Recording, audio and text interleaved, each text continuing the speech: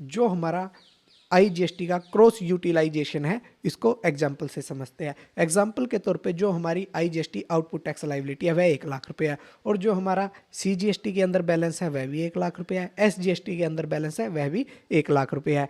तो जो हमारी आउटपुट टैक्स लाइबिलिटी पहले होती थी वह कुछ इस प्रकार से होती थी। जो हमारी आउटपुट टैक्स लाइबिलिटी है पहले आईजीएसटी से होती थी, आईजीएसटी के अंदर हमारा बैलेंस नहीं है तो उसके बाद सीजीएसटी से होती थी। जो हमारे 1 लाख रुपए की आउटपुट टैक्स लाइबिलिटी है आईजीएसटी की, वह सीजीएसटी से एडजस्ट हो जाती थी, और जो हमारा सीजीएसटी का बैलेंस है वह नील हो जाता था, और एसजीएसटी के अंदर हमारा बैलेंस रहता था। लेकिन अब चेंजेस के बाद हम जो हमारी 1 लाख की आउटपुट टैक्स लाइबिलिटी है उसको हम सीजीएसटी से भी एडजस्ट कर सकते हैं, एसजीएसटी से भी एडजस्ट कर सकते हैं। या तो हम 50,000 सीजीएसटी से एडजस्ट करें या 50,000 एसजीएसटी से एडजस्ट कर सकते हैं, या आप सारा का सारा 1 लाख रुपए एसजीएसटी से भी एडजस्ट कर सकते हो। पहले ऐसा बिल्कुल भी नहीं होता था। पहले आपको आईजीएसटी का आउटपुट टैक्स लाइबिलिटी सीजीएसटी से ही एडजस्ट करना पड़ता था, उसके बाद एसजीएसटी से एडजस्ट करना होता था। लेकिन अब आप अपने पोर्टल के ऊपर बैलेंस के हिसाब से अपनी आईजीएसटी की आउटपुट टैक्स लाइबिलिटी को एडजस्ट कर सकेंगे।